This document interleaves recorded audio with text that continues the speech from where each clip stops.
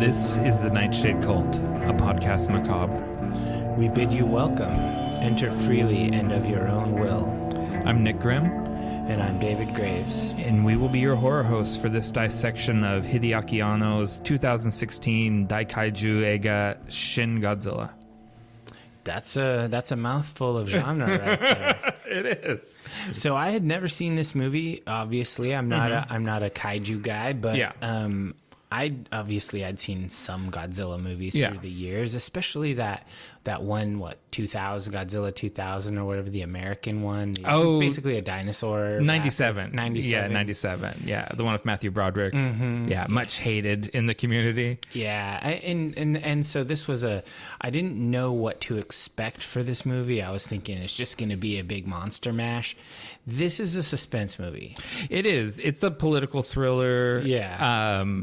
It's when in our previous podcast, when we covered Godzilla versus Kong, I said there's two kinds of kaiju movies. Mm-hmm. There's the ones like Godzilla versus Kong that are pro wrestling. Yeah. They're Hulk Hogan versus Andre the Giant at WrestleMania. Like that's essentially how they're structured. But there's the other kind where the monster is a metaphor. The monster is an allegory for something else, and this is that kind. Yeah, it's just sort of a narrative device. Yeah. It's really interesting. I mean, this movie did really well. Mm-hmm. It was made for $15 million, which seems low. Yeah. And it made $78 million at the box office, and that was mostly in Japan. Mm-hmm. It had a limited theatrical release in the States. Yeah, it was nominated for 11 Academy Awards, Japanese Academy Awards, and it won 7 of them, which seems insane to me. Yeah, this was in Japan in 2016. This was the biggest movie of the year. Yeah, and it was. It won Picture of the Year and Director of the Year. That's a big deal. And it's a turning point in Japanese pop culture. Like there's sort of before Shin Godzilla and after Shin Godzilla. Yeah. It was hugely successful and hugely influential. Yeah, I definitely wasn't sure what I was expecting, and I'm glad I watched it because this is way divergent from what I think. I don't even know the name of that last one we watched where, it's got Kong and he's fighting. Yeah, Godzilla versus Kong. Godzilla versus Kong. What year was that released? But 2020 or 2021? 2021. I didn't mind that movie. That was pretty fun. Yeah, it's fun, but it's a totally different animal. Yeah, so when I saw this, I was like, what the hell is this? Yeah. And so it was a refreshing change. I will say it was slow as fuck. It was slow motion tooth pull. Yeah. But it was intentional. The director did that on purpose because he wanted you to think about it as it went, and you can hear the sound of the cats in the background. Yeah, we've got the familiar in the room. Two black cats skulking around the vault. Yeah, they want to participate. They're podcasters in training. In training, yeah. We figure they're on brand, so we're going to stick with having them around. Also, locking them away is a real pain. Yeah. I've been kind of wondering what you were going to think of this movie because I didn't really prepare you much for it. No, not at all. But you're freshly returned from Japan. Yes. And so I thought that this was the optimal time to watch it when you're the most sort of in Japanese mode. Yeah, listening to people speak Japanese is like very fresh in my ears. Mm-hmm. Oh, did you watch the subtitled? I figured you'd go for the dubbed. Oh, actually, you're right. I did. It wasn't that I chose. It's just that's what was on. That was on Amazon. Oh, it was the dubbed version? Yeah. Okay. Yeah, and I was really surprised. I actually was wanting the subbed version. Yeah. Because I just wanted the subbed version. I wanted the better performances. Yeah, I think it's just the dub version is good, but you do always lose some nuance there in the dub. It'll always, they'll always lean towards like smoothing things out. So you're gonna lose a little bit. Yeah, and I definitely don't speak Japanese. I would never insinuate that, but I understand some of the vocal cues and things, words that are used in certain ways that don't have direct translations, like sumimasen can mean many things. Oh yeah, and so if I see it in context in a movie, I don't have to read whatever they translated it as because I understand what they mean, and I'll contextualize it myself. And so I wanted this subtitle version, but wasn't what I got, and that's okay. It was still an enjoyable experience. Should we get on into our dark tidings? Sure, yeah. Let's roll. I got a 4. 7. Dang, we rolled bad. Yeah, neither one of us succeeded, but I'll go first. I only have the one thing, but it's kind of a big thing, and it was the other reason I wanted to do this episode. Okay. Is because this is our November 1st episode, and November 3rd is Godzilla Day. Oh. It is the anniversary of the release of the original 1954 Godzilla, and so this means a lot of things. There's a Godzilla Fest that happens in Japan every year. On this day, and there's some interesting things happening there. Like there's a short Godzilla versus Megalon film that's going to be premiering there. But then there's also a lot of things going on here in the States this year. Godzilla -1 tickets go on sale today, on November 3rd for Godzilla Day. There's a 24-hour Godzilla marathon on Pluto TV, or whichever of those free streaming TV services you use, the Roku TV or whatever. Oh, Pluto's on Roku. Yeah. John Carpenter is hosting part of it, I believe. Cool. So he'll be introducing some of his favorite Godzilla movies. He'll be a horror host. He'll be horror hosting, the Godzilla Marathon. There is a special one-day only screening of Godzilla 2000. That's taking place on November 1st. So if you don't have your Fathom Events tickets for that, you're out of luck, because you're finding out about it a little bit late. And the Godzilla minus one hashtag is going to have a special little emoji attached to it on Twitter. I'm not going to say X. Do you use X anymore? It's still kind of my morning ritual to look at Twitter, to go through and just kind of see what's trending and everything. I switched over to Threads, even though I realize it's just Zuck. Yeah. But I'm already in on Instagram. Yeah. So I just figured, whatever. I'm not loving Threads, even though it does function essentially the same. Yeah, essentially like Twitter, but just not loving it. And then just to wrap this up, there's a ton of exclusive Godzilla Day merch from the Godzilla store online, from Kinokuniya USA, from Funko, from Mondo, from Surreal Entertainment, from FYE, from U2's, and from GameStop. I'm not going to list all of the special things, but there's a shitload of Godzilla merch available 2 days after this podcast drops. So is there an American version of Godzilla Con? Or is there like Kaiju Con? So there is, something? there is G-Fest in Chicago that happens every year. And then recently there's been a competitive convention, I think, called All Monster Attack. That has been stealing the thunder from G-Fest and getting a lot of the guests and stuff that would normally be going to G-Fest. Like, I mean, off the top of your head, if you don't know, that's G-Fest is in Chicago, which is a great town to visit if you've never been there. And All Monster Attack, I'm not sure where that happens at. Yeah, no worries. I was just thinking how it would be fun to take. It's also in Chicago. Oh man, they're really stomping on him. Yeah, they were like, we can do what you do better. I was hoping there'd be one like in LA, or like even just like California Central Valley or something. Yeah, so there is... We could just fly into Burbank or something. Yeah, I think there is a con that's less of a kaiju con and more of a Japanese superhero, like Power Ranger, Ultraman, that sort of thing. But Japanese superheroes fight kaiju. Yeah. Oh yeah, the Green Ranger. Yeah, Japanese superheroes fight kaiju, so there's a tremendous amount of overlap between the two fandoms. Okay. I mean, yeah, I'm I'm moderately interested in going to one of those at some point. It seemed like it'd be a fun field trip. Yeah, for sure. So what do you got? So I don't really have anything crazy. I just wanted to talk a little bit about Japan, going there, and some of the things I did. We haven't really talked about my trip. So, feel free to chime in and ask me anything you want. So we went to Kyoto, the ancient capital before it transitioned over to Tokyo. We saw the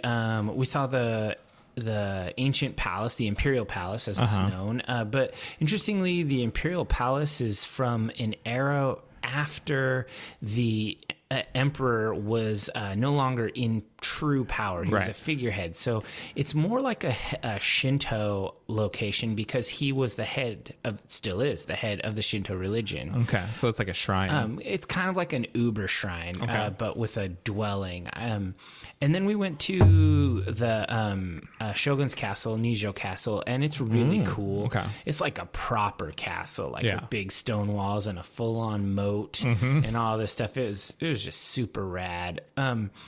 This is my second time going to Japan, and the same things that I've said about Tokyo are pretty true with Kyoto as far as transit is amazing and super simple and really just cheap. We put $50. It's actually less than $50 because the yen is not very strong right now. Right. We put 50,000 yen 5,000 yen on our IC cards, which are like prepaid debit cards that can be used for train station trains stuff. And also like quickie marts and like vending machines and whatever. And we basically, that's about what we spent on transit. We added a little more at the end just to have a buffer, and we're going to go back. Yeah. But it was like, that's it. That's really cheap getting around everywhere. And it was just... And it goes everywhere. You can always kind of figure out, even if you have to swap to a bus or something. Yeah, and the buses in Tokyo aren't really a thing you do as much. It's mostly train. But in Kyoto, because it's an ancient city, the northern and western part of it, you don't have a ton of train stations because going underground, et cetera, it's just not there. So you do a little more busing, and it's totally fine. And they're really, really easy. Just as easy, if not even easier than the train station. Because you walk up to the bus stop, it's got a little reader board thing that has all the routes, and it has a little icon like bus is almost here. It's got a little thing like how far away the bus is, and it's just overall just really rad. I think my favorite thing that I did there was predictably eating amazing Japanese food. It was just like, of course I love history, and I went to all these shrines, ancient places and castles and whatnot, but there's something about Japanese street food that's just really special. Like, it's amazingly good and so cheap. It's like, oh yeah, I'm going to go up and I'm going to get this thing, and it's going to cost me like $1.50. And it's going to just be awesome. So you went to Osaka first, right? Yeah, we flew into Kansai, which is outside of Osaka, and it's a floating airport. It's like out in the bay, like a man-made island. Yeah, it's crazy. And then you take a train into Osaka and then to Kyoto. And so, did you have talking street food? Did you have takoyaki when you're in Osaka? We did not do much in Osaka at all. We've talked about actually doing a trip where we like do Osaka because it's like its own thing. Yeah, it's a big city, and there's a few places that we want to go in. In Japan, Osaka is definitely one of them. Okay, so you just were passing through. This was mainly a Kyoto trip. Yeah, mainly Kyoto, and there was just a ton of crazy. Excellent street food. There's this Nishiki market that's like, it's kind of like, I know you've been to one of those markets in Tokyo where it's like a road where no cars drive and it's just stores everywhere back and forth. Right. So it's like that, but then there's there's a main north-south drag that's the big one, and it has big name stores in it. Yeah. And then it has like parallel to the left and to the right some lower rent versions where you get much smaller, more niche stores that are actually more interesting. Because who cares about going to the Carhartt store in Kyoto? Right. Totally. And then there's east-west spokes off of it that just go, and they have so much stuff. And like some of those are entire streets of food. Okay. And it's just like walking through, that looks awesome. That looks awesome. That looks awesome. Yeah. And it was just insane. And I mean, if you're going to go to Japan out there, cultists, and you're going to do that in the next even couple of years, the dollar against the yen is historically good. Okay. So just dropping a few hundo on some yen right now, like if you buy $300 worth of yen, if you go in a few years, you will have made $100 to $200 in just value increase. Okay. So I did not convert any of my leftover currency. Oh, interesting. I just kept it because it's just going to go up in value. Because it won't stay. The yen won't stay low forever. It's that's just a moment in time. So let's. What was your favorite? Well, before we move off street food, what was the favorite thing you ate? Favorite thing I ate? Man, that's super hard. I don't know. I really always loved sushi in Japan. For some reason, it just hits different. It's just truth. I mean, not to... everyone that goes anywhere always talks about how great it is. But literally, like, the food in Japan on every level... The only thing I ate in Japan that I didn't like was I got, like, fried shrimp at KFC. Oh. And I was like, I can't believe I wasted a meal on Kentucky Fried Chicken. You know what I mean? At every level, even the fast food level is better than the fast food level in USA. In America, yeah. And I had a fast food meal there that was just fine. But I thought to myself afterwards, man, I should have done something different. Yeah, I would have even just been happier going into Lawson's and getting a sandwich or like onigiri or something. Convenience store food like Family Mart, 7-Eleven, Lawson. So that was the next question. Who's your favorite? I'm a Family Mart. You're a Family Mart. Yeah, I'm a Family Mart man. I'm Lawson all the way. And 7-Eleven I find right in between. Yeah. 7-Eleven is acceptable. You know the thing actually that I like about 7-Eleven now that ever happened since COVID is you don't even do money exchange with the cashier anymore. They have a checkout.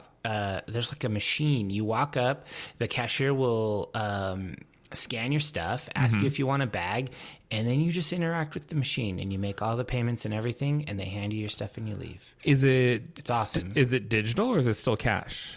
Cash or digital. Oh, really? Okay. Yeah, because that's something that a lot of people are not prepared for when you go to Japan. It's a very cash-forward society. Yeah, you need cash there. Like, I can't tell you how many times we were going places and there'd be some tourists, usually an Australian, sometimes an American, and they're like, "What do you mean you don't take Visa?"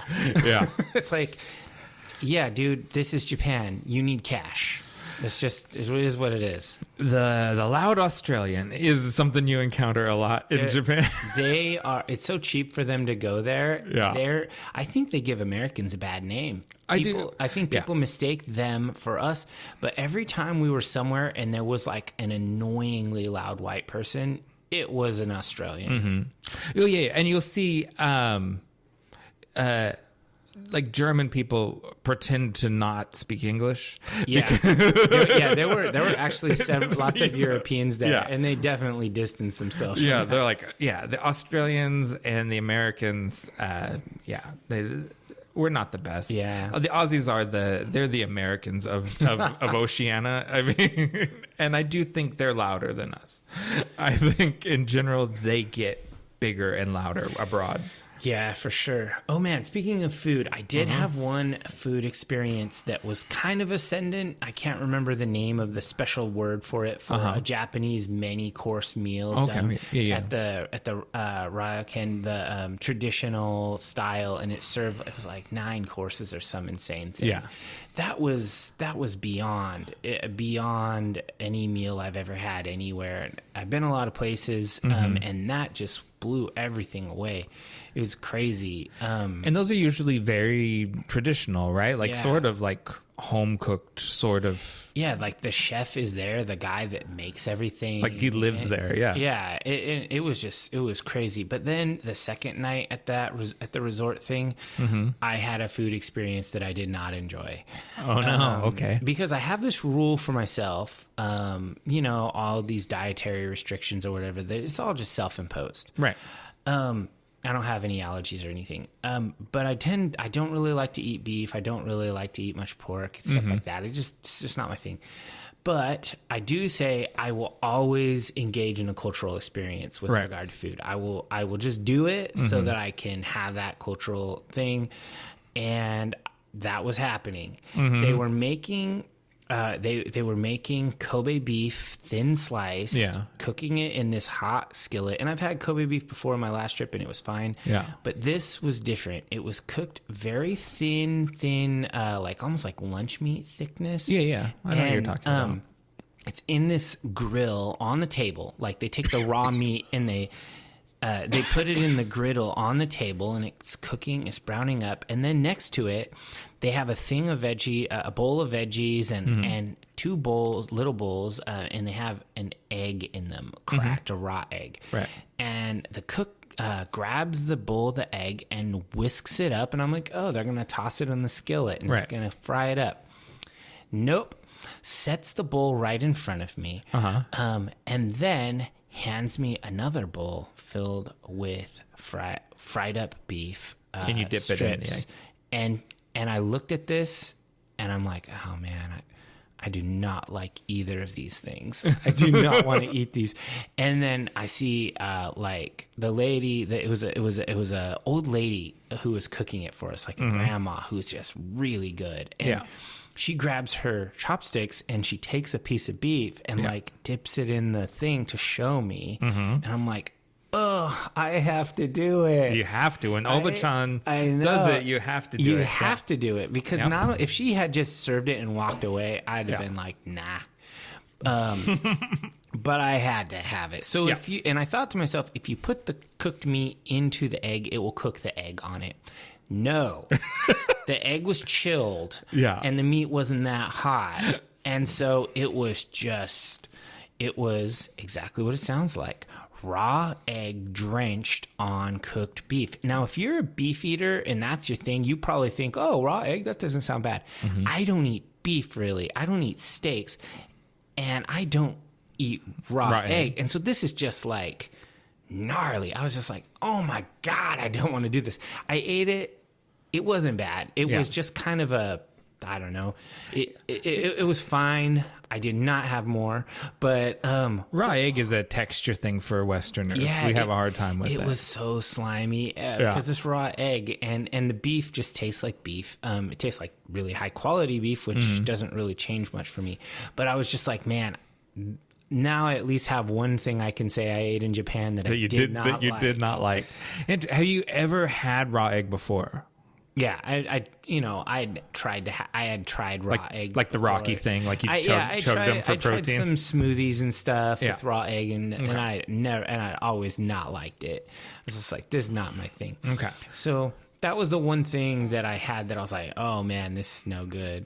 And so you were talking about you went to the ryokan. How were the baths? Because this was your first time doing that. Yeah, too. We had a private one in our suite because I'm covered in tattoos, as is my lady, and so we had a private one, and it was great. It was really warm. Obviously, I was not expecting the heat of it, but after I kind of got in it and soaked and whatnot, it was great. You know, overlooking this beautiful manicured garden on a crisp, chill evening.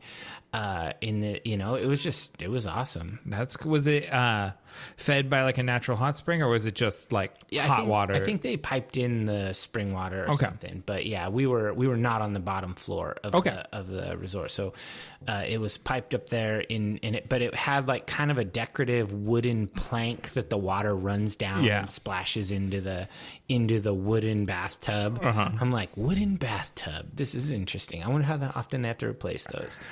Yeah, I think it's pieces to get replaced, right? Yeah. Like as needed or whatever over time. But it's cedar, like it's resistant. Yeah, it's very resistant. Yeah. Speaking of wood, I saw the most cool. You know how they do the pruning of the tree, so it like grows stems or branches straight up, and they delimb them, and it makes perfect, straight, sustainable lumber. Yeah. I saw that. Oh wow! Yeah, I was like, oh, it's so cool. I've seen this in magazines and stuff. Yeah. I was like this is so rad. Like, I don't know why I thought that was so cool, because it's just a nerdy thing, and it's just such an interesting, like you said, sustainable way of doing things. Well, and it's all no knots. It's perfect because they delimit when it's little, and it grows big with no, it's just great.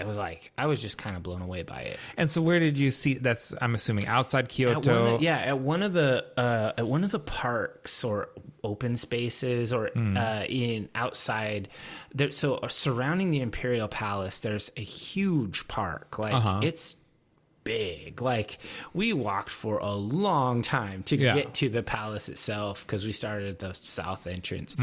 And so it was in there, and it's a well manicured park. Like Japan doesn't really do crazy wild. They tend everything. Yeah, it is. Yeah, that's true. Did you see any monkeys? No monkeys. We didn't go to the monkey park. We were really close to it when we went to the bamboo forest. Yeah, and we walked across that bridge that was built in like 700s or something. Wow. Like wooden construction bridge. Of course, they've upkept it, replaced timbers, but that was pretty cool. But no, we didn't go to the monkey forest because Carrie doesn't like monkeys. Yeah, Carrie's afraid of monkeys. Thing she's not into, so we just had fun out there. Yeah. But you never know what a monkey will come to you. So we didn't. Even if you don't go to the monkeys. No monkeys, but we did get to see we got some shrine cats. Oh, yeah? When we were climbing the Fushimi Inari mountain shrine, the one with the 1,000 torii gates that you go through. Yeah, there was one of the shrines on the way down, because it's like a loop. That has 13 shrine cats that they've adopted, and they get their vet care and all of that, and so they have a little donation thing where you can give some yen to take care of the cats. And so of course we're cat people, so we did. Anyway, we probably rambled a little too long about Japan, but this is a Japan episode. Yeah, I figured that I planned for this. Yeah, it was pretty cool. We're gonna go back probably next summer, but just for a shorty and stay with friends. Oh, okay. And I mean, this was kind of a short trip too. We were gone for 8 days. That's not that long in the grand scheme of things. But next time was probably going to be like a 5-day, 6 days, something like that. Is that worth the flight? I mean, what is it? It's 12, 14-hour flight? No. It was like 10 and a half hours there and 9 back because of the winds or whatever. So, I mean, 10-hour flight, it sucks, but it's just a day. It's just an afternoon or morning. That's a good attitude. Yeah, it's whatever. So we're gonna give it another shot. See more stuff. Get more Japanese street food. Excellent. All right, let's take a break and then jump into Shin Godzilla.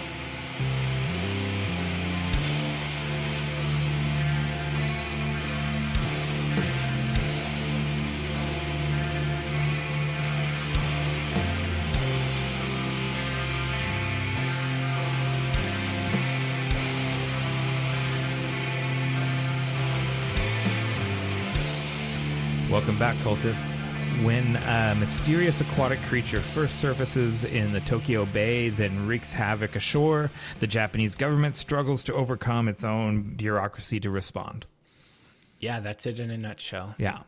It is it's a movie about bad governing or bad government. Yeah, it's a movie that really makes me think about our own country, about how, you know, we government paralyzed with a whole House representative situation and all of that. It's just like, wow, this is too real, because I mean, the great enemy of progress is just bureaucracy. Yeah. And it's you don't necessarily, I mean, I probably had a similar experience to you watching this movie. You don't necessarily know it is going to be a social commentary about the Japanese government until about the third time they change conference rooms.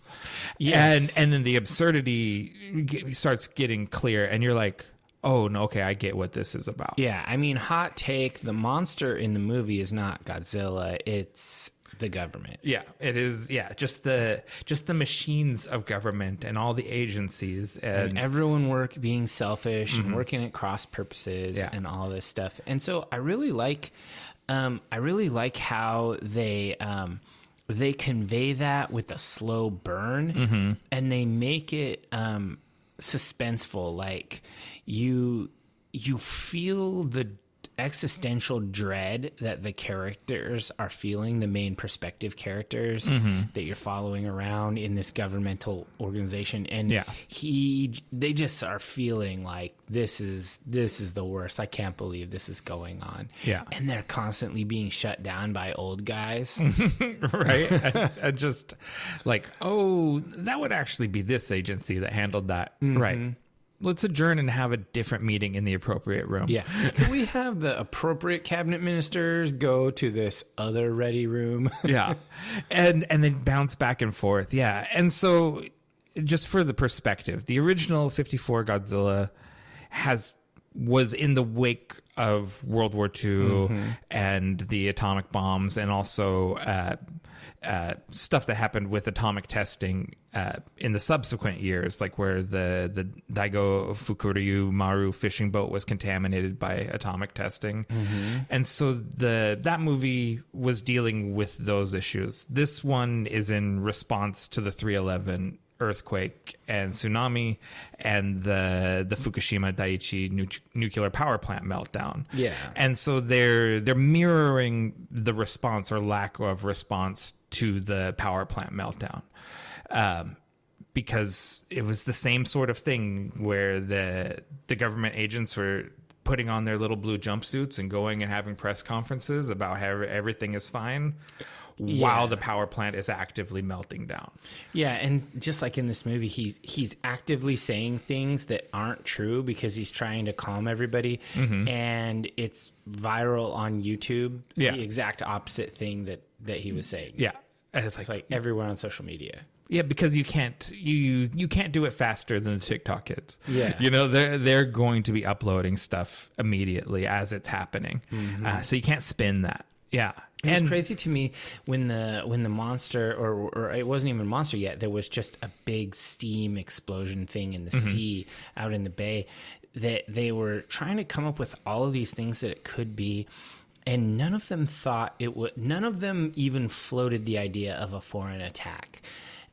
Which is strange to me because North Korea has multiple times launched missiles over Japanese airspace. Yeah, that's true. And they're, you know, like China and Japan famously have issues about territory in the water. I don't know why they didn't even discuss that. It just was like, oh, it's a gas vent. No, it's a volcano. Yeah, it was an earthquake.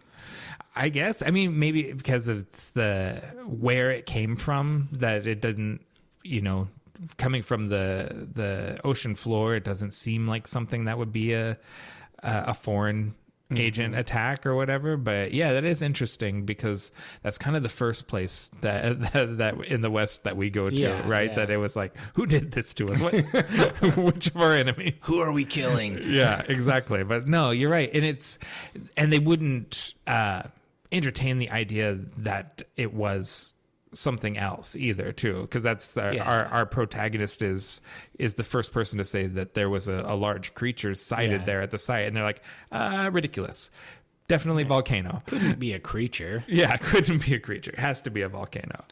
Yeah, and I thought that was interesting. Another thing that I liked about the kind of the writing and some choices they made is there's an oppressive American presence in Japan with regard to military action. Yeah. And that's there's a lot of commentary on that throughout, basically about how America is a pain in the ass and how they're not allowed to engage in military action without running it by the Americans. Yeah, and there's a scene towards the middle of the movie where they make the call to let's ask the Americans for aid. And they get the Americans on the line, and they're like, "Oh, we already launched stealth bombers. They're en route right now." Yeah, of course. And then they like, "Quick, we need to have a press conference saying that we asked for this before they just did it unilaterally." And there's multiple times when the Americans sort of inform the Japanese government of what they're doing, and the Japanese government has to work to spin it as something that is being done in cooperation and not foisted on them. And that is so real life. Like, I mean, America just is a belligerent power, and especially with regard to Japan and other places that are held by military treaty, the U.S. just takes advantage, does as it pleases, historically speaking, and even into modern days. So I think that was really smart storytelling, especially, I mean, obviously they're playing to a Japanese audience here, but as an American, and I'm an American who reads a lot and knows a lot about military history and whatnot. And you were in the military. I was in the military, and I'm a historian. So I mean, this is just right on. Yeah, there's that is the strength of the movie. Ultimately, is the only thing outlandish about it is the big mutant monster. Yeah. Everything else feels like, that's how that would happen. That's what we would do. That's how all this would play out. This is just too real. Like, it all feels so plausible. Yeah. And it just blends that really well. The social political commentary with the horror are just perfectly balanced. I think it weaves them into each other perfectly. Yeah. And this kind of reminds me of the storytelling style. The slow burn. Yeah. It reminds me of the way that a lot of anime storytellers unweave their meta plots over the course of a long period of time. Yeah. Where there's a lot of distracting filler, but if you actually look at the meta plot that's being discussed, it's pretty heavy topics. Like, One Piece is famous for that, Oda being like super political in his writing. This is also very political, and they're brazen about it. They're not even subtle. And that's great. And I love how it just creeps out. Yeah, Anno has a very particular way of doing things, and of course, we've talked in the past in the old podcast about Evangelion quite a bit. In a way, this serves as a prequel to Evangelion, as the Shin Godzilla attack is the precursor to the angels later coming about. Okay. Cool. So it is sort of in a loose continuity with his other projects, and he has that. Since you bring up anime, he has an animator's eye. He puts the camera in weird places, and he shows action in a very, sort of a painterly way, I guess. With long shots that don't have many cuts. Yeah. It's really interesting. And very embedded, right? Like, there's times when the camera, sometimes it's a handheld camera running around in crowds, or sometimes it's that's how the movie opens. Just like a wall-mounted camera, like in an office space, and it just shows people going about their business. Yeah, you get that fly-on-the-wall vibe a lot. Almost like a documentary. Yeah, and Anno just has just a very unique eye. No one sees the world quite like him. Is this all Anno? Because online when I was just gathering data, there are two directors credited. Shinjihiguchi. So Shinjihiguchi is the VFX director, and he's one of Anno's main creative collaborators. Gotcha.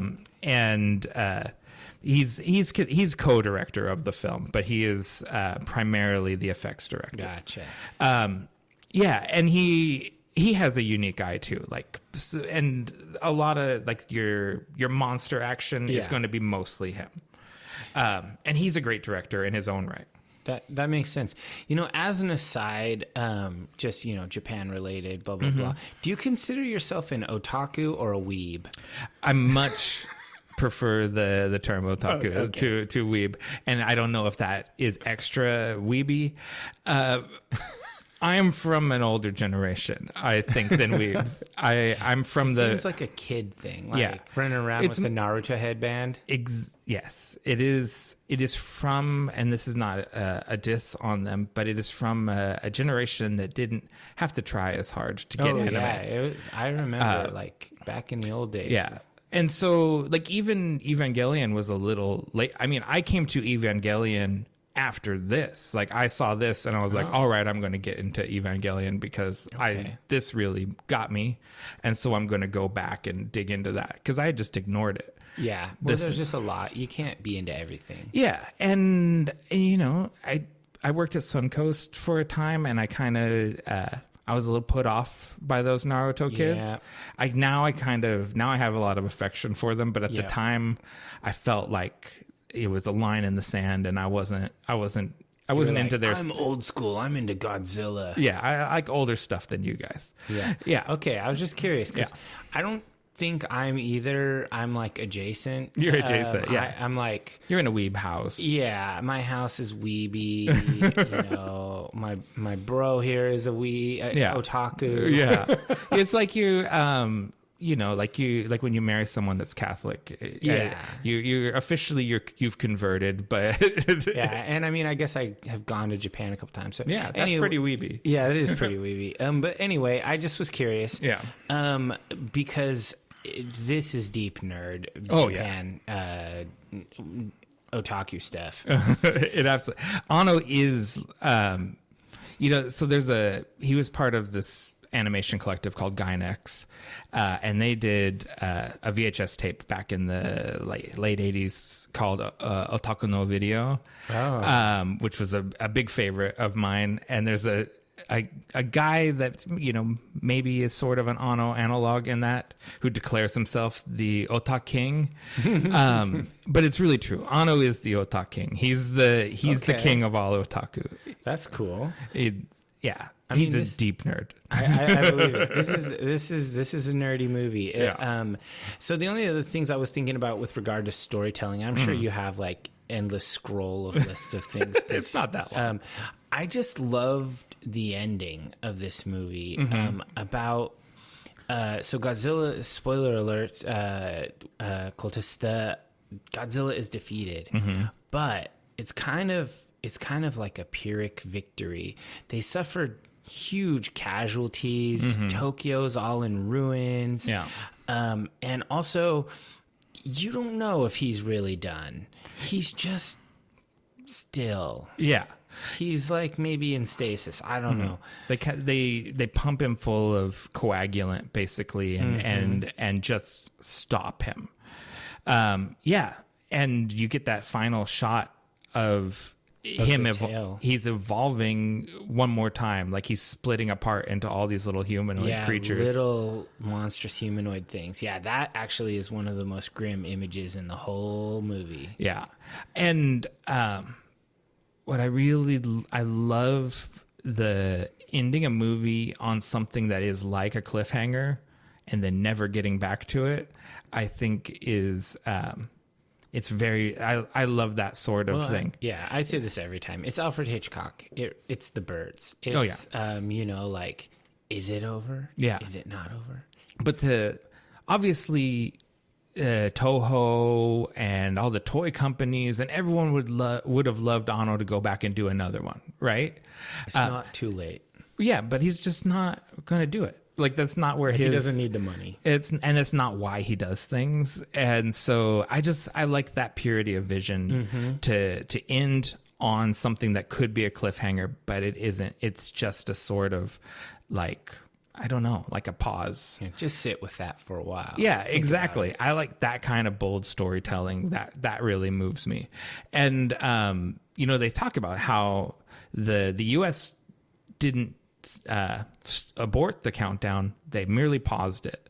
Yeah. So it's like there's this constant sense that they have if Godzilla starts moving, they have X number of seconds until the US is going to drop a nuclear bomb on it. Yeah. And so it's like that sense of dread is really interesting, and it mirrors essentially what happened at the Fukushima power plant in that they pumped it full of concrete and just sort of like, and we're just going to hold this here and keep it from going any further. Yeah, it's basically, I mean, what happened at Chernobyl. Yeah. They created a sarcophagus around it, and that's it. Yeah.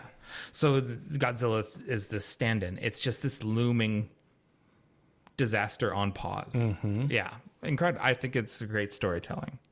Yeah, the writing is interesting.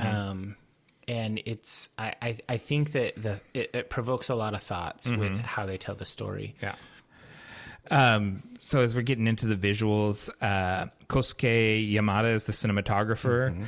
The movie, I don't know, it's always hard to know what to credit to the cinematographer and what to the director, but there's a great sense of scale in the film, like how huge things are, how massive the destruction is.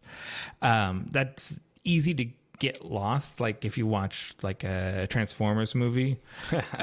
What? Michael Bay is not a genius? Well, it's like there's so much chaos and stuff going on that the human scale of what is happening is not apparent to you, right? Yeah. It's just twisting metal, just writhing around.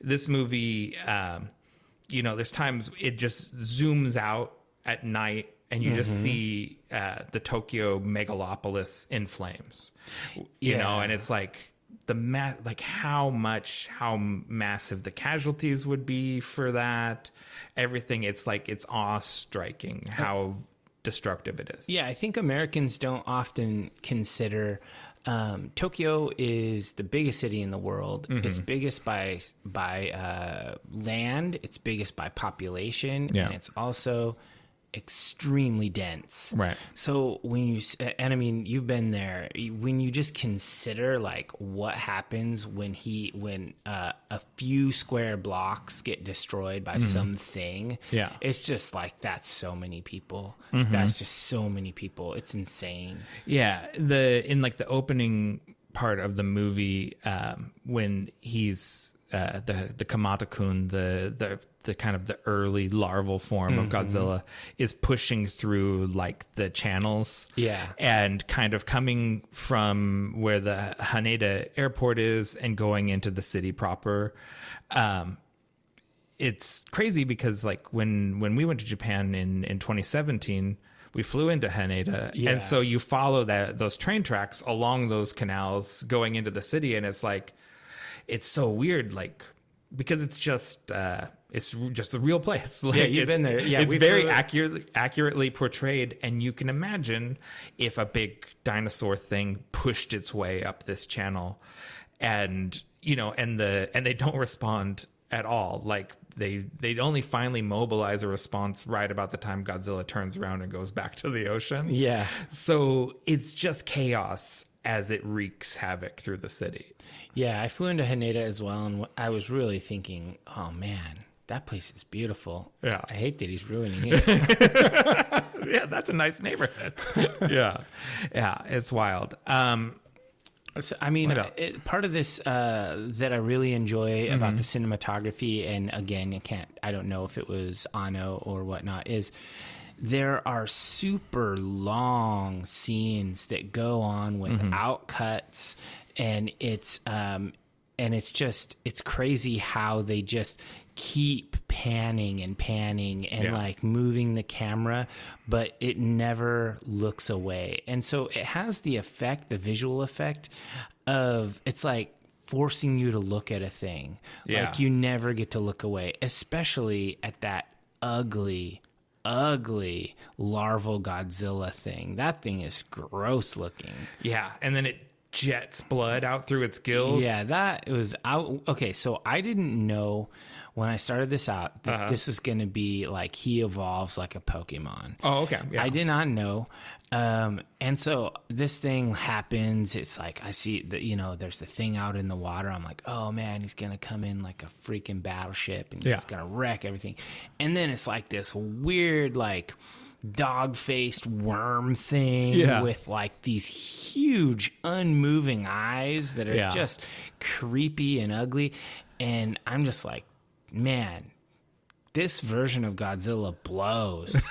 He is not scary. Yeah. He looks all squishy and weak. It's true. Just think if they had actually attacked it then while it was soft. Hit it with them helicopters. Yeah. No. But yeah, no, it takes some getting used to. I love all this stuff now, but I remember when images from the set and designs and stuff first started leaking out, I was like, oh, this is an ugly Godzilla. What the hell? Like, I don't want this. I don't want toys of every form of this Godzilla. What are they doing to me here? And I mean, I'm completely on board now, but I did have that knee-jerk sort of revulsion response to it. Which is your favorite version of him in this movie?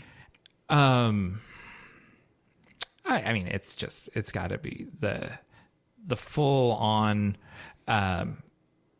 full power when the jaw unhinges and he does his atomic blast that. It's pretty grim. Yeah, like, that's gnarly. I mean, I love the big purple glowing Godzilla with the laser tail and all the coming out of his back and stuff. Yeah, that's just nasty. That stuff's so, and it's there's 36 Godzilla movies, something like that. I've seen a lot of Godzilla over the years. This is the only Godzilla movie that ever has like made me like go, holy shit. Like, because like, it's just like, not even Godzilla versus Kong. I mean, he's pretty powerful in that one. Godzilla versus Kong has some very fun moments, like when Kong gets his battle axe and stuff. That was the best. But moment. that's like when when the Undertaker goes up on the top rope or whatever. Like, that's how you feel about this. Like, Shin Godzilla is actually scary. Like, it's actually like, if something like this happened, how minuscule you would be in it. Like, you're just nothing to a Godzilla. The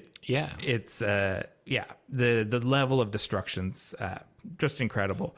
And we're talking about this, Higuchi, the VFX director, you said $16 million was the budget? $15 million. $15 million. Yeah. So I just pulled it up.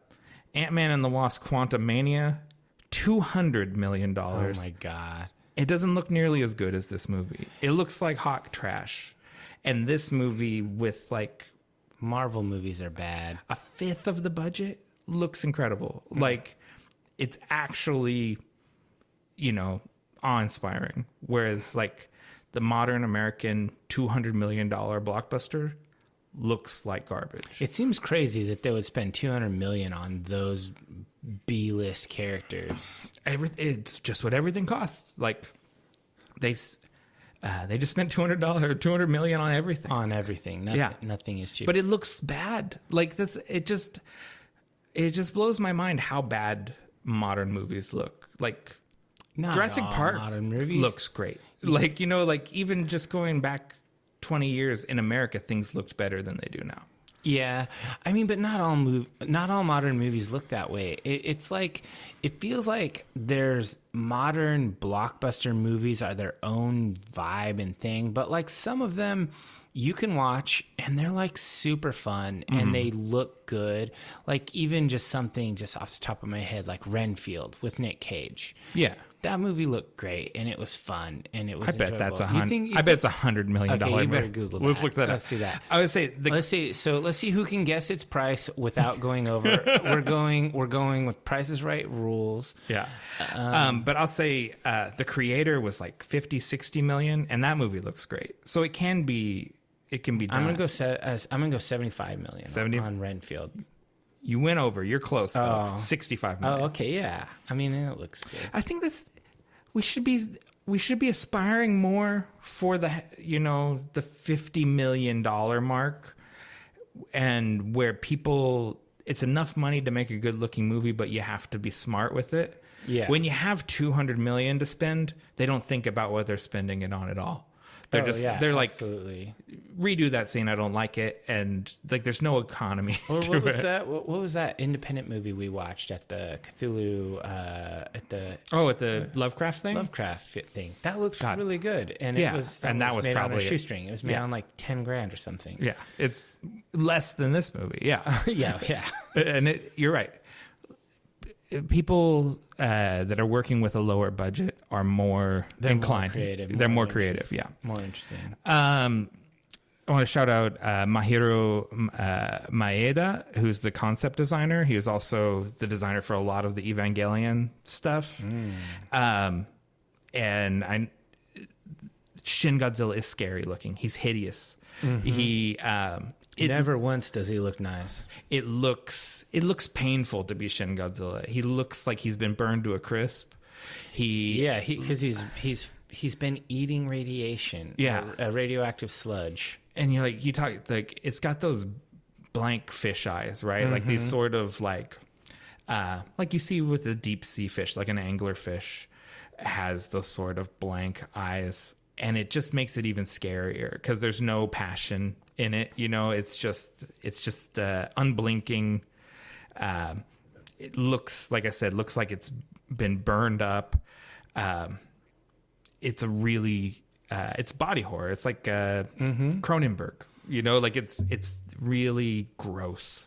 I agree. And I think that's cool. That was one of the things that I noticed, like, especially like kind of the halfway through, the body is just this weird kind of gnarly, bloody mess of a worm thing. And then he finally starts standing up, and he's got the little stubs of arms and stuff. Yeah. And he looks like he's on fire from the inside.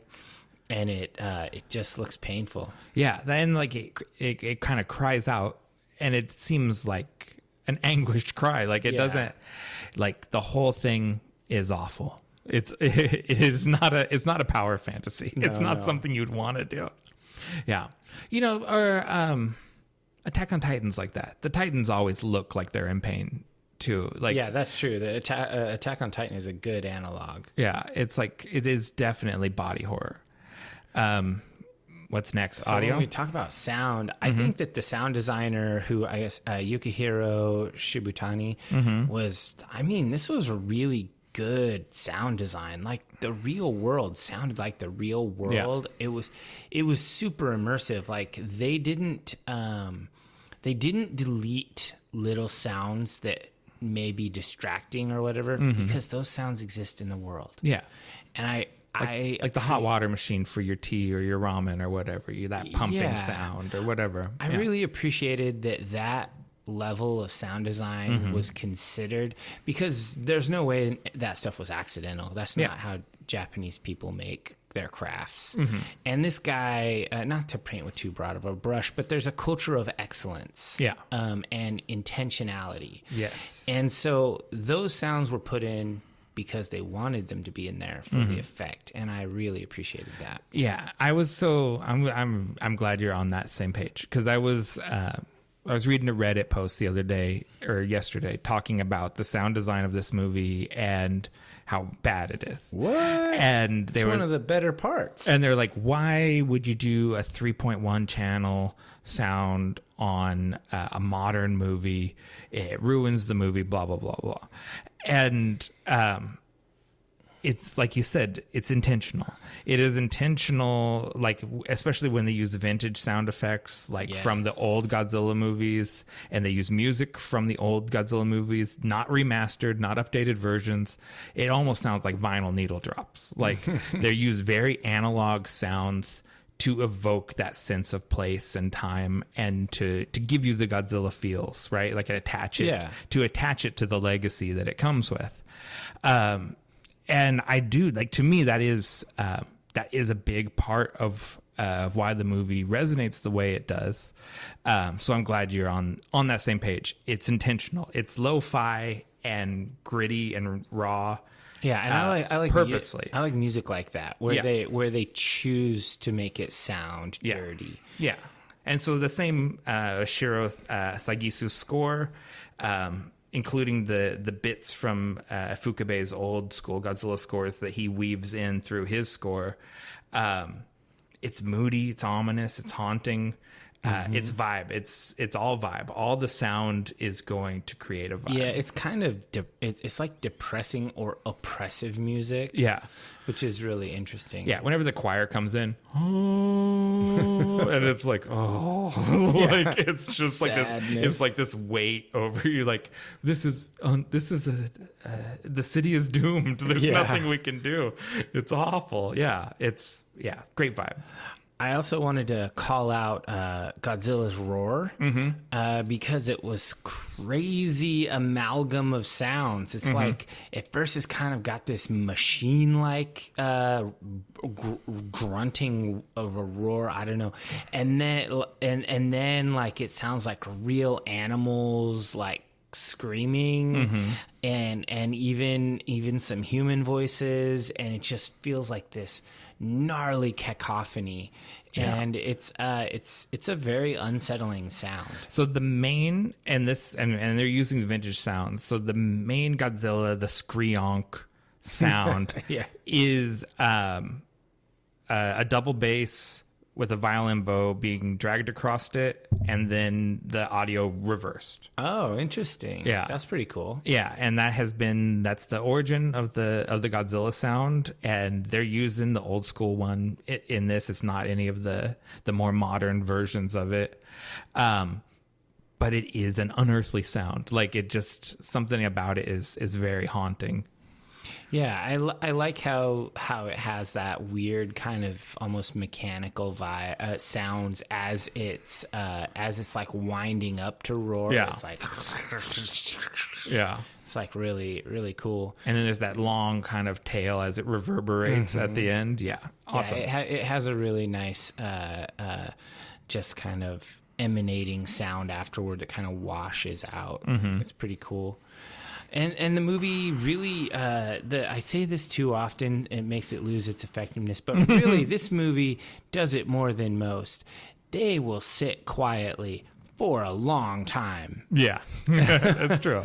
Like, you just look at somebody and you watch the nonverbal acting of just dread, like standing in an elevator, like watching someone die inside, and there's no sound. Yeah. Except for ding. Yeah. Ding. It's like, man, this is tense because there's no music. There's nothing to smooth it out. Yeah. There's some times it's not the first person I highlight, but since you're talking about that existential dread, let me talk about Rin Osugi, the late Rin Osugi, as Prime Minister Seiji Okochi.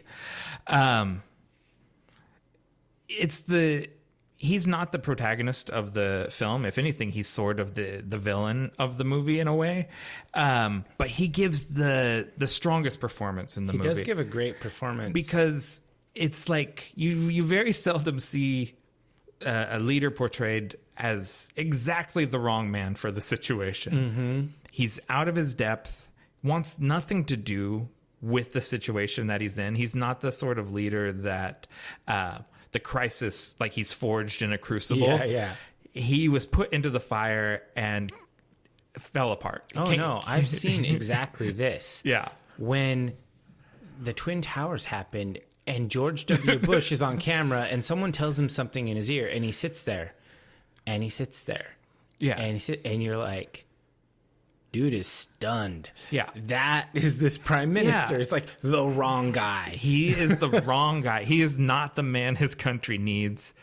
And you just watch it on his face of him being crushed. The incredible responsibility he has and wanting to do the right thing and the appropriate thing and not being able to do anything. Yeah, and various times they're just like, his ministers are just like, you have to make a decision. Just choose something. Yeah.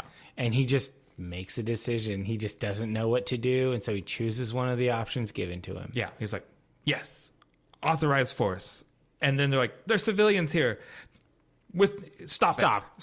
Get the civilians out of there. Yeah. Like, and then Godzilla turns and walks away, and he's like, oh, we made it.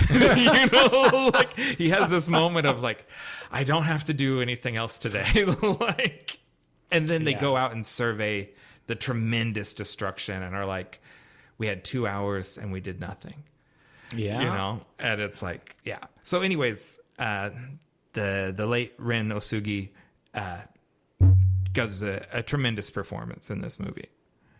Who else we want to highlight? I mean, Hiroki Hasegawa yeah. as Rando Yaguchi. Yeah. Basically, he's the star. He's the star main of the guy. movie. He's a scientist. He's not that high ranking in the government, but he knows what's up, and he keeps getting shut down. Yeah, he's the guy that sees what needs to be done and what's in the way of it. And yeah, he is the protagonist of the film, and he does most of the heavy lifting. He's like the sane man in the room at all times. Yeah. And he puts together his team of misfits, nerds, lone wolves, and academic heretics.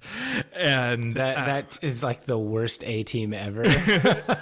But I love his team of nerds are the only people that know what to do. Like, and he disperses with,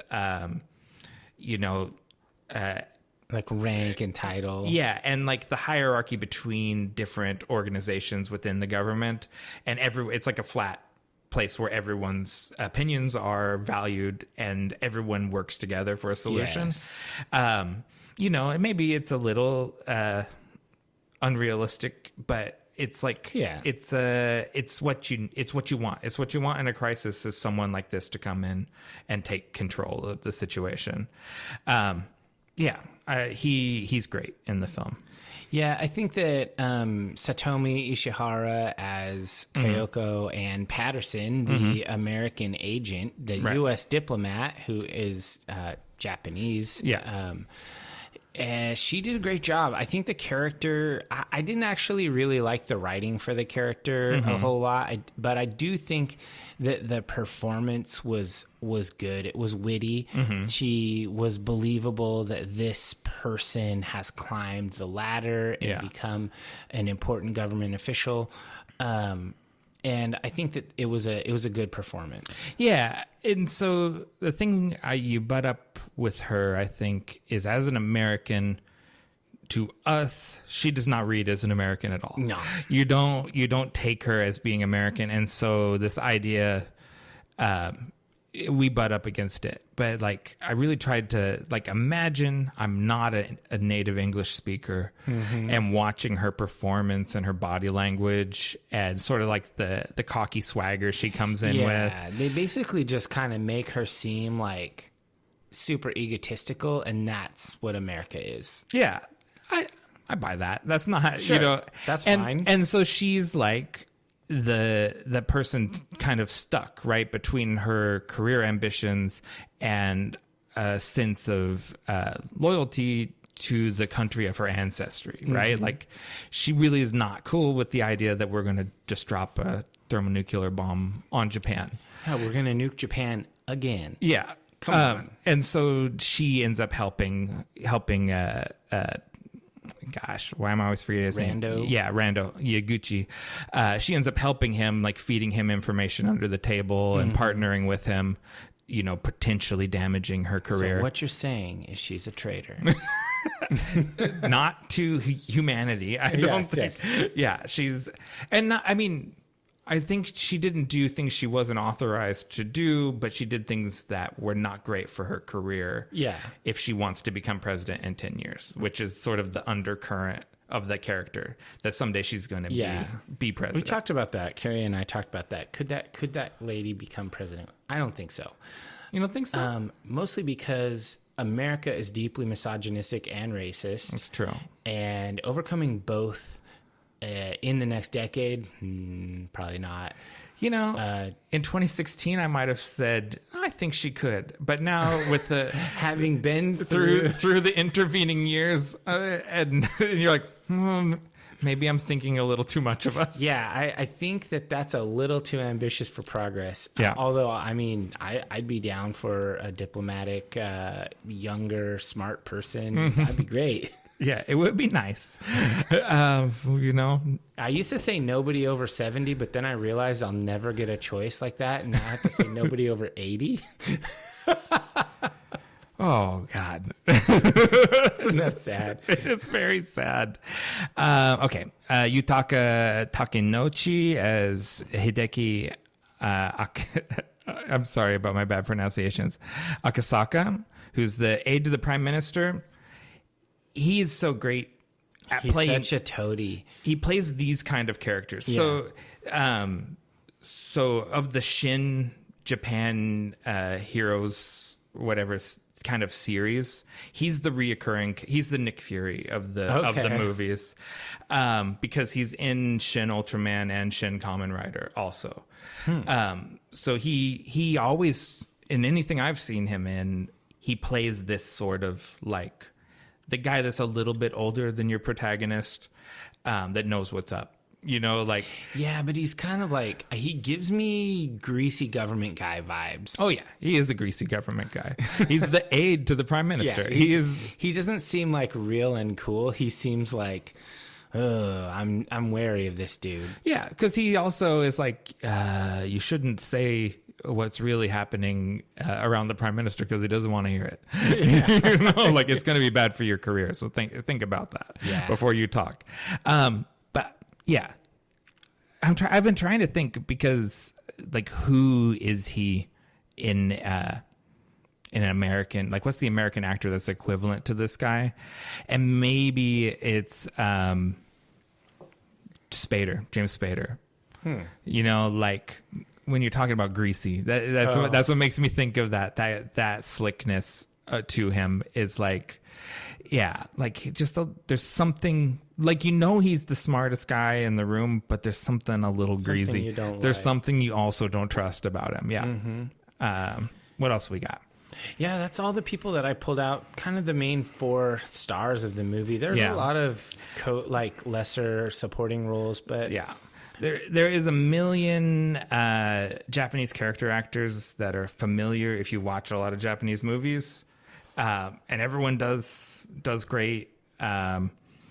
You know, the last one I will highlight one more person, and that's Sei Hirazumi as acting Prime Minister Yusuke Satomi. Mm-hmm. He was the former Minister of Agriculture, who finds himself as the prime minister when basically the whole cabinet gets killed by Godzilla. And then he ends up being a good prime minister. Yeah, you know, he ends up being not bad. Yeah, he ends up being able to make pragmatic decisions and do the right thing. And like, he's the sort of get things done guy that you would imagine would be the Minister of Agriculture. Yeah. You know, like it's somehow like that's the kind of guy that's in that role. And it's he has like in a kind of mirthless movie, he has the big joke moment of when he realizes his noodles have gone soggy while he's talking to his ministers, and he goes, "I knew this was going to be a hard job." Yeah. And it's the only laugh throughout the whole movie. This movie is mirthless. Yeah, it's really it's dour. Mansai Nomura is the mocap for Godzilla. Oh, okay. We gotta call out Godzilla. Yeah, it's a plodding zombie like Godzilla. Yeah, I was really thinking this Godzilla is dead. Yeah, like this Godzilla is not Fast and Furious. It's just a slow move. It's like a iceberg. It just goes. It only reacts, right? Like it never does anything out of rage or fear or anything. Like it just responds to stimuli, like an amoeba or something. You know what I mean? Like it's just a thing. Yeah. Yeah, so I mean that's all I got. Yeah. You want to wrap it up and give me your personal highlight? So to me, my personal highlight is the scene where Godzilla uses his atomic breath for the first time. Okay. The Americans come in with the stealth bombers, 3 of them, and drop some bombs on Godzilla. It's the first thing that's actually broke the skin and affected it in any way, and it prompts Godzilla to evolve a response. Yes. And it's this slow, like he starts glowing red and then it goes to purple. Then he starts to, like, his jaw unhinges and the mandibles separate and he starts belching out fire, and then the fire refines into like a purple laser beam. Yeah. And he just starts slicing the city apart. Like whole buildings are just like sliced through. And then when it's all over, the camera pulls back and just shows the city in flames. Yeah, that's a crazy moment. And it's just grim. Like it's so bleak and grim and like hopeless feeling. And it's the only time I've ever seen Godzilla actually be scary in like 36 movies. And you've watched them all? I've watched them all, yeah. Most of them multiple times. Dang. So, yeah. You're into it. Yeah. I do. You have a Godzilla tattoo. I do. Yeah. What about you? What's your personal highlight? So I'm just going to go with an action sequence that I thought was really fun. The kind of the final attack sequence where they have the bombers come to distract it, and then they have they hit the buildings and the buildings fall on him. Yeah. And then they bring in the trucks with the injection to get into his mouth. They're like concrete trucks with the towers, and then the train bombs. The train bombs are rad. And that was like, I was like, oh man, the train bombs, that's great. And then more injections after the train bombs. Yeah. And I just love that sequence. It was really cool. And I go honorable mention to the very end when they go and they show his tail. Ooh, the creepy tail. Grizzly.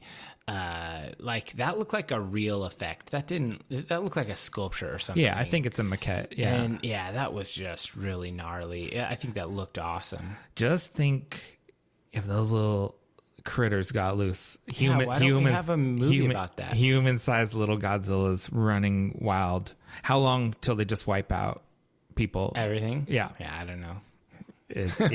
Something to ponder. Yeah. So what worked for you? The political commentary, first of all. Okay. The movie, it comes from a place of real frustration, real rage about how the government responded to an actual disaster. And that's the reason why the movie resonated with the country the way it did. Like why it won all those awards, because you had a country kind of furious with what their government had done. It's a place that trusts the government to do the right thing, and it let them down. And this movie is like a catharsis of that. So that hits hard. And then the horror. I've said this a few times. Godzilla is usually not very scary. The original 54 Godzilla, I think, is a legit horror movie. But for the most part, Godzilla movies are fun. They're big smash 'em up movies. They're not horror movies, but this is a horror movie. And I like Godzilla being a horror movie. Okay. And then the imagery. I think there's so many iconic images from this movie, like, you know, that you were talking about, that purple, that glowing purple color, and the flaming skyline, and just the silhouette of Shin Godzilla with his creepy little hands kind of holding invisible oranges out there. It just has so many cool visuals, very similar to the creepy visuals from the Evangelion series. Like I don't know, it's steeped in that sort of Anno imagery, and I love that. What worked for you? So I didn't have tons of bullet points, but mostly just overall, I think that it was super realistic about how red tape and governmental nonsense really is a threat. It's a true threat. They can't react to anything, and I don't think it's just Japanese government. I think it's everything. Yeah. I mean, I feel like this was like idiocracy for government. It's just like pointing out how ridiculous governments are. And I thought that was it was really on the nose, and I was like, wow, this is eerily true. I don't think they would know what to do at all. Yeah. The blue jumpsuits that they have to put on for press conferences or whatever. There's something so offensive about a person who wears a suit in regular day life putting on overalls. Yes. It kind of reeks of the business guy putting on the hard hat for the photo op and then taking it off. It is totally that. It's just a pointless symbol that actually is more offensive. Yeah, so that's mostly what I thought was really good about the movie. And I guess I would add to that, just sort of off the cuff, is the tension. I feel like this movie is tense. This is not an easy watch. No. This is a suspenseful, creeping doom. And I think that's that was intentional. Yeah. And so I think that really worked for me, that it kept up that dark energy for the whole thing, basically. And never let up. So what didn't work for you? I think the pacing of the second half of the movie drags a bit. I think the movie has made its thesis statement in the first half. We've seen the problems with government. We've seen everything. And then when we get into the back half of the movie, when the top of the government has been removed and solution-oriented people take over, it continues moving at the plotting pace of the first half of the movie. It doesn't kind of ramp up. And I think it maybe needed to ramp up a little bit, because it just continues to plot along. And so the back half, I think, drags. The other thing is it's not necessarily apparent to all of us in the West, but there's a real right-wing nationalist undercurrent in this movie. Okay. It used to bother me more since subsequent films, since Shin Ultraman came out, and we got the commentary on the conservatives. I feel like the scales have balanced, and he gave it to them the same way he gave it to the liberals. But like, just for perspective, when this movie came out, what I would tell people is it's like Obama and all of the Democratic leadership went up in a helicopter and Godzilla killed them, and then Paul Ryan came in and saved the day. like that was the vibe of the movie. But I think actually Anno doesn't like the conservatives any more than he likes the liberals. So now that there's been more of a balanced perspective, I'm not as hung up on the rightiness of this movie. Yeah. But it's always bothered me a little bit. Okay. What about you? Okay, so I always gripe about pacing. Yeah. But that's actually one of the stated goals of this movie, was to have this plodding, doom metal style pace. It's a Sabbath song, Yeah, and so that was fine, but it's like you read my notes. The second half of the movie just needed to do more. Yeah. It was like, okay, we got it. You showed us. You didn't tell us. You showed us. Good storytelling. Showed us what's wrong. But then it never continued on. It's almost like there is no plot of this movie. Yeah. There's just an idea. Yeah. It's an idea that he puts out, and there's no plot. It just sort of keeps slow motion snowballing forward, right? And it never gains any speed, and it never adds new commentary to the original idea. So I don't really think there's a plot to this movie. Yeah, and it's more of a scenario. Yeah, it's an encounter. Yeah, and it's like, can we get a little more, like, it didn't need to be 2 hours. I always say they need to cut some stuff, but this would have been fine at 90 minutes. They could have cut a bunch of it, and that would have been fine because it's got things to say, but it says them, and then it holds your attention for a lot longer. And It says no more. Yeah. So that was number one. Number two, when I was watching this, me with my ignorant ways, not knowing about what to expect or anything, when I saw the first Godzilla, I said, "What the hell is that?" That's the quote. And that was not in a good way. It was ugly. Yeah, the it is eyes ugly. looked fake. They look like a bad doll eye or something. And then the next evolution, I was like, oh, it changes. This one sucks too. Ugh. Okay. It wasn't until like 5 evolutions or something. No, there's 3 in the movie. Yeah, I saw a thing online that showed like there's a little more subtlety to it. But whatever. Until you get to the big stompy Godzilla that has the lightning breath and all this stuff, or whatever the proper name for that breath weapon is. That's a cool Godzilla. Yeah. The other ones are lame. You don't like the early Pokemon? No. We want Charizard, no Charmander, no Charmeleon. So since you bring it up, I saw a little interview with Anno today. And so this was something he was adamant. He thought it was more interesting to have Godzilla evolve. So he wanted that. Okay. And Toho did not want it. Because they didn't want to mess with sort of the iconic silhouette of Godzilla. That's their brand. This is bread and butter. But the toy company Bandai was like, I can sell 3 toys? Exactly. Bandai stepped in and convinced Toho to side with Anno about having multiple forms, because multiple forms are multiple toys, and this will be good. We can sell figures of all 3.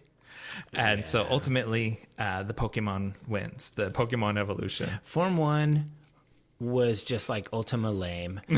Form 2, in the words of Immortan Joe, mediocre. I watched that on the plane. Yeah. And then Form 3 was rad. Okay. Was excellent. I like the Kamado-kun. It's grown on me. I still don't own a toy of it, but I've got a magnet on my refrigerator. Okay. And so then the last thing, and this is a very minor gripe. Okay. This movie's not about Godzilla. Oh yeah. And so okay, let me try to formulate this intelligently. So there's an idea in storytelling that you need to deliver on the promise of the premise. Okay. This movie does not. Oh. This movie is not about Godzilla. You never learn anything about him. They explain nothing. They never discover anything.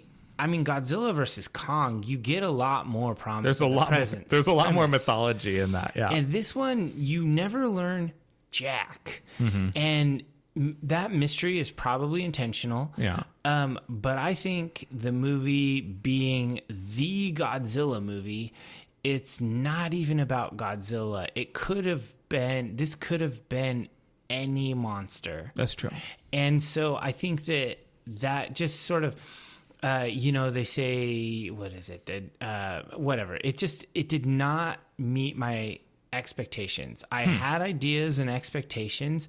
They were already dashed with Pokezilla, but whatever, that's fine. But we need to get some explanations as to why that happened and where did it come from or whatever. We need to make this more of a Godzilla movie and less of a sitting there in existential dread, waiting to die movie. Okay. And so I just think that they could have, I don't know, they probably couldn't have titled it anything other than Godzilla, but really it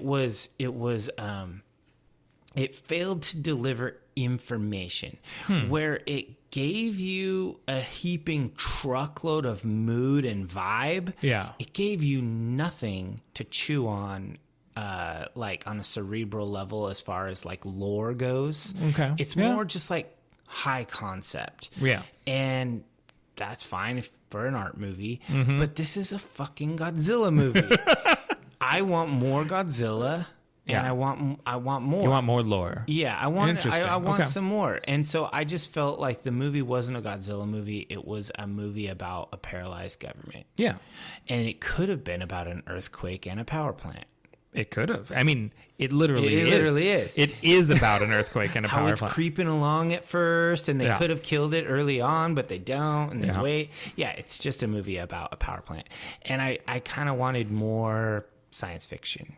Okay. But that's not about the movie. It's more about me. It's But about your expectations. I do think that when you're a director or whatever marketing, you do have to kind of deliver on it. If you have a movie called The Avengers, but it's mostly about Nick Fury getting a divorce, and the Avengers are sort of like in the background, you're kind of going to come out, even if it's a compelling drama, you're just like, why was it called Avengers?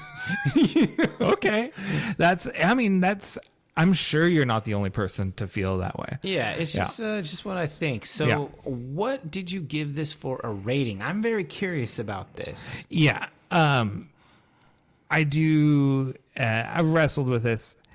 To me, it's a strong 4. It doesn't, whatever that thing, you know when something's a 5.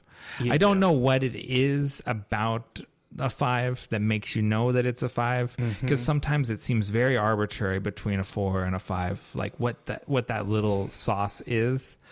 But this movie, as much as I do love this movie, it doesn't have that 5th star. This is horseradish, not real wasabi. I'm not going to say that, but it just, whatever that next thing that would have made it a 5 wasn't there. So I think it's a great film. It's a landmark in Japanese pop culture. It certainly is. It's one of probably, I think, the top 5 Godzilla movies, but it's just not quite a 5 star. It's a 4 for me. Okay. I had a journey with this movie. So at about the 1/3 mark, I was like, I don't know. Somewhere early on in the first half, I was like, man, this movie is grim, and it's really tense, and it's good. I mean, I kind of forgive that ugly ass Godzilla worm because they're building on something, and this is like it's like a deep body sea horror organism. Yeah. And then I was thinking, this is probably going to be like a 4-star movie maybe. And then when we got to like the second half, and it's just dragging, and I didn't particularly like the American character. I just kind of thought she didn't add a lot. She mostly was just because you want to have an attractive lady as a star in the movie, and I was like, man, this is really actually a 2-star movie. Oh, wow. I think it's actually not a good movie. And then I thought about it more because I think this is kind of a grower, not a shower. Yeah. You really have to consider it, and I've kind of been brewing on it for a little while. And it's really hard because I think it's a super weak 4 or a super strong 3. And I just came down on the side of a 3. Okay. Because I think for me to say a 4 is a unqualified recommend, everyone should watch this, whereas a 3 is a good movie, but it's really for a specific group of people. I think most American people would not be into this movie. And that's fair. I don't think it's a 4, and from my American perspective. And I understand that culturally this movie was super big in Japan, but I'm not Japanese. That's true. Yeah. So, and that's, I don't think that's out of line. And I think that kind of matches with what you see online is in between a 3 and a 4. I got a lot of reviews here, 4 different ratings from different places. And it actually scored really pretty good. IMDb is right where I'm at. It's a 6.8. So it's above a 3, but below a 4. On the other hand, Rotten Tomatoes gives it an 86. Wow. Letterboxd gives it a 3.9, so basically a 4. And then Google users, just a conglomeration of reviews of just Joe Public, 87%. Okay. So I'm a bit low. I'm I'm kind of right there with IMDb. And you're right there with Letterboxd, which you always like Letterboxd. So there you go. Yeah, that's the movie nerd website. Yeah, that I'm good. I'm good with you having a 3. That's I always try and imagine what you're thinking when I'm watching. Pretty cynical sometimes. Yeah, and you get bored easier than I do. Like I'll give a lot of rope to an interesting director and be like, let's see where he's going with this. and a lot of time, and you're like, I'm looking at my clock. He's wasting my time, and I'm like, I like how he does things. You're the guy that plays Skyrim and follows the foxes. Yeah, where's he going? Yeah, it's like, what's in there? Oh, I turned into a vampire. There must be a way to fix that. Yeah, totally. That is. So, I mean, yeah, those ratings seem right on. I was mostly curious if you're going to give it a 4 or a 5. Yeah. I was going to push back if you gave it a 5 because I don't think it's a perfect or nigh perfect movie. No, and I already gave Anno my 5 for Evangelion 3.33 Thrice Upon a Time. Yeah, and that movie was pretty good. And that was already, I knew that's a 4 too. That was just I was swept up in it. Well, I mean, 5. I gave The Crow a 5. Yeah, sometimes that happens. You we just get those. You give one because you love it, not because that's what it is. Yeah. No, but it just didn't squeeze out that 5th star for me. All right, so let's take a break. Take a break and then get into the Vault of Darkness.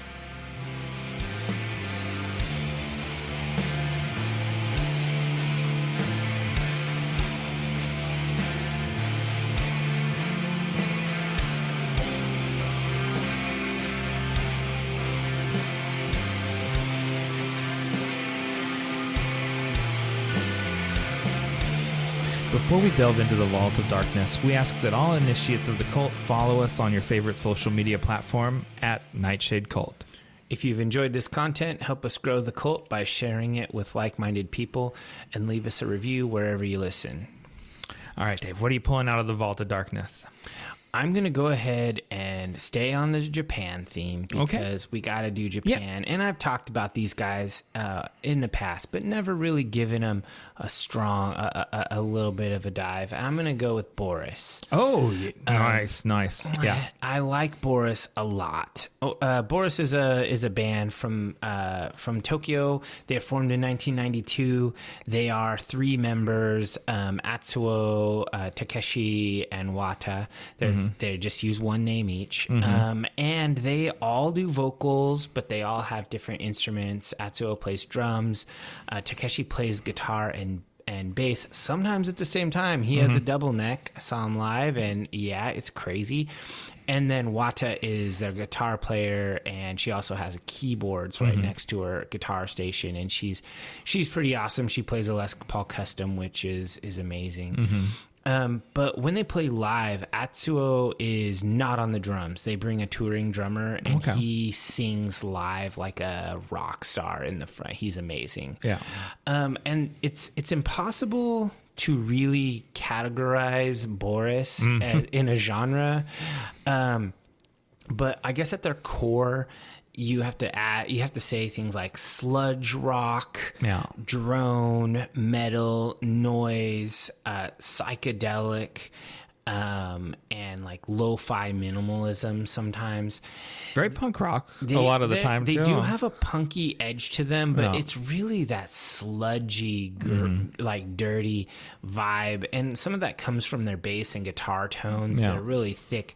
So they have over 20 albums. And is that just straight up, or is that including splits and stuff? Because that just includes albums, live albums, and then EPs. No singles, no splits. Because they do a ton of splits too. Yeah, and they do a lot of singles. And so you can listen to one, and it will be like one album, and it'll be an archetype of like a specific type of music. Like heavy rocks is like sludge rock, like sleazy, garagey. Yeah. Or you could listen to like W, which is like kind of an ethereal, trancey, droney, mostly instrumental. And that's kind of the Wata album, right? Like those single initial albums are kind of themed to the three members. Am I right? Those are actually from very different eras in the career. Okay. And they all sometimes will take the lead, and they have really weird, varying styles. So I wanted to choose an album to recommend to the cultists to start with, and it's hard because I wanted something that's at least moderately approachable, because some of this stuff is just wonky. But I will say, you can go to boris.bandcamp.com and they have all of their albums, and all of the tracks are streamable, so you can sample it all. Yeah. So that's how I found one that I thought was pretty approachable. And it's Pink. It's their 10th album.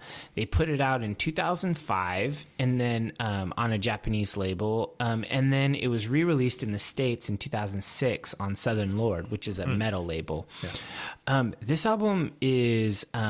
it's kind of experimental ish, but it also kind of has a bass rock vibe to it. And then it's really good. It's really listenable. I'm really into this album. So let's go ahead and play a track, and we might come in partially through because it's kind of a long track, and talk a little bit about it.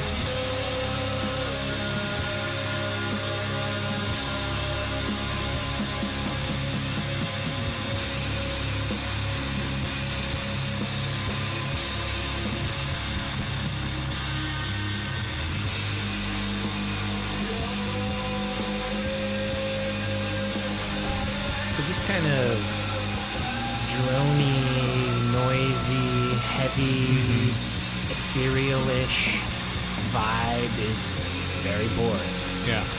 And their whole catalog is like littered with songs that take the elements of this song and amp them to 11. Like there are way more ethereal songs. Yeah. There are way more heavy songs. Yeah. But this song gives you kind of a vibe with the heavy, dirty guitars, the vocals that soar. This is just a really good band. And the Boris is so diverse in the styles that they dabble in. It when any new Boris thing comes out, it's always, I know that it will be good. I have no idea what it's going to sound like necessarily, but I know that it is going to be good. Yeah. So great pull. I think this is a cool band. And these are people. They're not guys who do that lo-fi intentional thing. Mm-hmm. They're Orange not, amps, I'm assuming. What? Orange amps. Oh yeah. I got an orange. I saw that. Yeah. But it's not orange colored. No, I got the black orange. No, I love how they choose exactly how they sound, and they're not trying to be that polished band that's on the radio. They're just so authentic. Like I find all of their playing to be extremely good and tasteful. Like Wata is an amazing guitar player. Like I watched her and I was just glued to her because she's so good. And Takeshi is an amazing guitar player and bass player. So it's like these people are, like, in my opinion, three musical geniuses. And so they're they've been doing this for like 30 years. Yeah, that's crazy. So every album is just crazy good. I mean, in a weird way. And not all of them are my style. And I am totally willing to admit that I don't love every album, but I recognize that it's good. Yeah. It's just not my thing. But I recommend the Divers, anybody who's into, interesting, weird music, just go to Boris, spelled just like it sounds, boris.bandcamp.com, and all their albums, you can sample them. And then just buy them from them. Yeah. You give them the money, and you get the MP3s. It's good. And they're... so they came through on tour just recently with the Melvins. Yeah. And I didn't go to that. Cultist Corey went to that, and they were selling a self-produced bootleg. And he's nice. like, how do you self-produce your own bootleg? And I was like, well, you go around your record label, I guess, and just press up vinyl yourself to sell on tour. But they're very dedicated to the underground, like they're a really real band. Yeah, they're cool too. When you see them live, they love what they're doing, and they're just super happy to be there. Yeah. And that, after a 30-year tenure as a band, that's crazy. That they don't seem jaded at all. They're just glad. Well, I think because they are so diverse style-wise, they're not painted into some sort of box. To where we need to do Heavy Rocks 5, and it's not like that. They have the freedom artistically to go wherever they want to. Yeah, it's like, what is Boris? Well, it's whatever these three people do. Yeah, that's what Boris is. Anything they do, that's Boris. And I will stand for them. Okay, I second that. Boris is great. What about you? What you got? I'm a little more inside the box on this one. And that is, there has been, since Shin Godzilla, there has been 2 more Shin movies. Oh. So since then, in 2022, there was Shin Ultraman. That one was directed solo by Shinjihiguchi, written, co-produced, and co-edited by Anno. And it's a reimagining of the 1966 Ultraman TV show. Okay. And the following year, this year, 2023, Anno released his follow-up to Shin Godzilla, which was Shinkamerider, it was released to celebrate the 50th anniversary of Kamen Rider. And I think there like a play on words character in like My Hero Academia? Like there's like a version of this guy. Probably. It's a very famous Japanese superhero. So Kamen just means mask. So masked rider, essentially. And he's sort of a beetle themed superhero that rides a super motorcycle. Kamen Rider is less well known in America than Ultraman and Godzilla are, but Kamen Rider is huge in Japan. It's one of the kind of tentpole superheroes, and so both of these movies, they're a little more straight up in the nostalgia wagon than Shin Godzilla is. Shin Godzilla had something to say, where these are more about reliving your Anno's childhood. But do they have plots? They do have plots, yeah. So good. Like Ultraman, if you like, so the basic premise of Ultraman is that there's like a super science force or whatever organization, kind of like the X-Files, right? That responds to kaiju.